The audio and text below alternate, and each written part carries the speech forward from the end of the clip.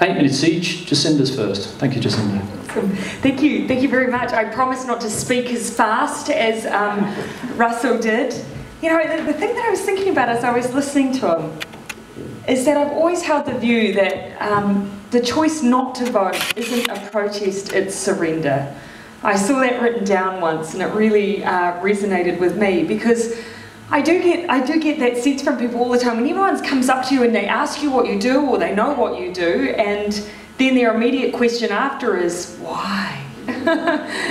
There's not many professions where that happens. Why would you do that for a job? I guess one of the reasons I do this for a job is one day I don't want people to feel that way about politics. One day I want people to see that you can genuinely make change with this role. But it isn't happening right now. I understand that. So how did I end up there when I too saw what kind of job it was? I didn't intend to be a politician. I think probably it started out subconsciously for me. I used to live in a little place called Murupara. Does anyone know where that is? Oh wow, either there's a lot of people in here who are good at geography, or people who have worked in forestry, or gang members. I'm not sure which, I'll leave that to you. I lived there because my dad was a policeman, and back in those days if you wanted to move through the ranks you moved to small towns and you did your time. Now I was really small when I lived there, but it was the 80s and the forestry industry was being privatised and there was mass job loss and a lot of unemployment.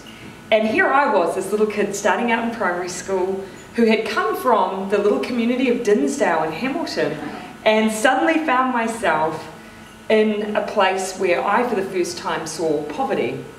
And when you're a kid, you don't sit there and think, oh, Rogernomics at work. You just see kids who don't have shoes and who don't have lunches or just don't have the things that you have. And I think in a strange way that definitely stuck with me. I always remember being one of those angsty social justice kids. Whether or not that triggered it for me or not, I don't know, but my parents were not political people. But I certainly felt prompted to action when I saw things that didn't feel fair. It took a little while for me to figure out how to do something about it though. I remember after Murupara, keeping in with my parents' love of big cities, we moved to Morrinsville, which is quite a reasonably conservative place, and I joined the Labour Party. That probably wasn't my first political act though, that was probably running for the school board of trustees so that girls could wear pants to school. That was my platform, and it was the last time I won an election, 1996. But I joined the Labour Party when I was 17, not because I thought there's a career path there, but because I suddenly, over time, had realised by watching the things that I saw politicians talk about, that if I wanted to change the big stuff, if I wanted to change all of the things that upset me at an individual level, then that was the place you did it. It took me a little while to figure out that actually the second thing that you get to do is that you get to help with small stuff too, and that has over time become equally important to me. So I remember when I first joined the Labour Party, being in New Plymouth and working for a guy called Harry Dynhoven, who was the MP there, and sitting in his office one day when a grandfather came into the office, and I heard from the back room him tell a story. He was caring for his grandchild who had asthma, he couldn't afford his school books, he was really struggling. And that was the moment when I thought being an MP would be amazing. You get to help individual people with the struggles they have in their lives at that time, and the satisfaction of knowing you've helped that one person. And at the same time, you're in a place where you can make the structural changes that will change that set of circumstances for everyone, no matter where they are.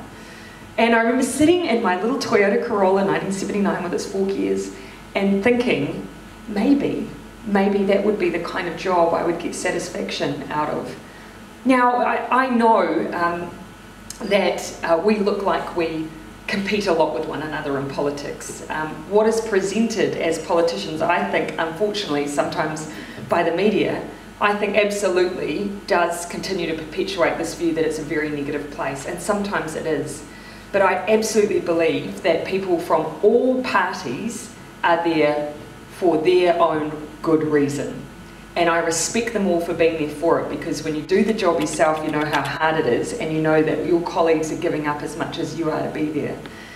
And if you're lucky, in amongst all of that, you might get the chance, like I have, to become the spokesperson for children, and now in that role, even though I've been in opposition for 6 years, I can still reflect back that in a short space of time, I, the once small girl from Murupara, now has the opportunity to work on child poverty legislation and to make the kind of difference that motivated me to get into politics in the first place. And as long as we have a system that allows someone from anywhere to come in and make those kind of change, I do think it's a place we should keep and retain faith in, because I absolutely believe we can make a difference.